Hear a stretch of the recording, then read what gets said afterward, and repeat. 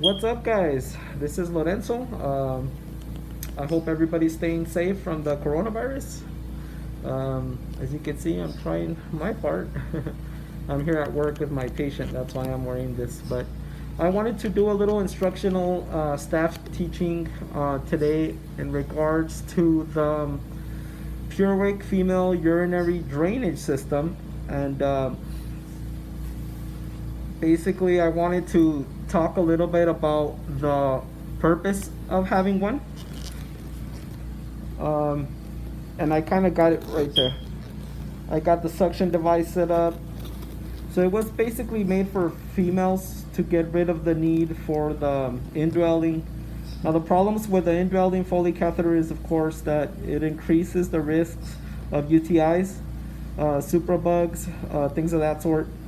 So the state could potentially be groundbreaking since this was invented in 2016. This started hitting the hospitals recently in the last 2 weeks. So it's pretty big. We're going to be talking about some of the pros and the cons. You can let me know any questions that you may have. Let me know what you think about this device, okay? So let's take a look here at the catheter and what it is basically. So I don't have an exact one here with me, but what I did was I set up this portable suction machine here.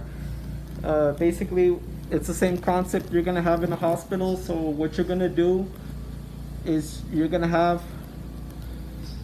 it's gonna look kind of like that.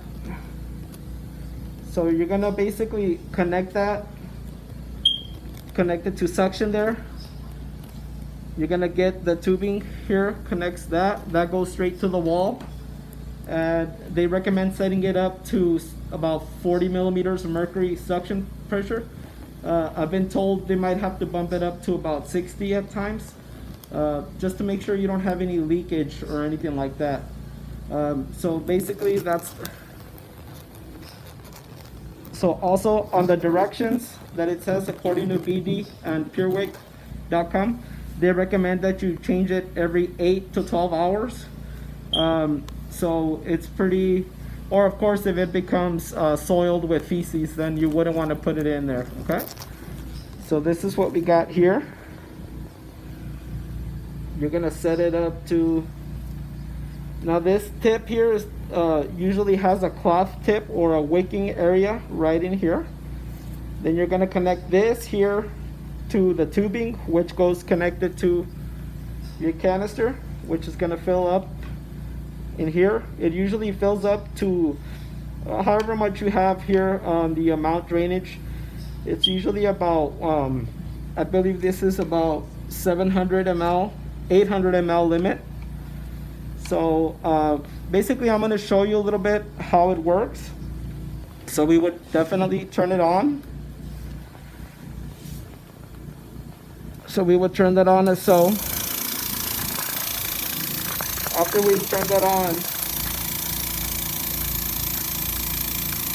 okay, I got it here. I would of course provide some perineal care to my patient, making sure that I'm wiping the perineal area in a front to back motion, of course. We all know those indwelling catheters, how we have to insert them. It has to be very strict, sterile technique, okay? So it's the same, it's not sterile technique to put these in there, but you do have to use pretty much as clean a technique as possible. So universal precautions definitely is a must, okay? So the way it's gonna go is, that's gonna be the woman's vaginal area right there. Oops, the perineal area. Sorry guys. Okay. It's gonna be, I got my urine sample.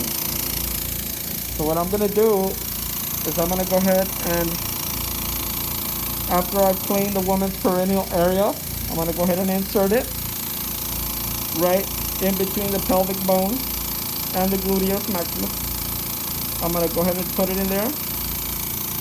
And the suction, you can see that, it's just gonna basically drain out. It's got a PUREWICK system, which just suctions continuously. So that's basically the concept of how we want the system to work. In order for it to work effectively, we have to consider the female's body size, of course. Now, I've been told that these systems work better for women with a little bit of higher body mass index. So usually I've heard that very thin women have a hard time keeping this catheter in, according to the website. So that's always something to consider, a woman's size. They recommend changing it, like I said, at least every 8 to 12 hours or on a PRN basis, as needed basis, if it becomes soiled. Of course, one of the contraindications for this is urinary retention. So if a female has urinary retention, then you definitely want to consider other options like indwelling catheterization or in and out catheterization. This would not be for somebody that requires a strict diagnose, because this would sometimes have some leakage around the the insertion site, so that wouldn't give you an accurate intake and output. So that's basically it. That's a little review on the PUREWICK urinary female drainage system. If you have any questions, go ahead and write to me down here on the link, and I'll answer those accordingly. Okay, I hope everybody's staying safe. All right, take care. Bye bye.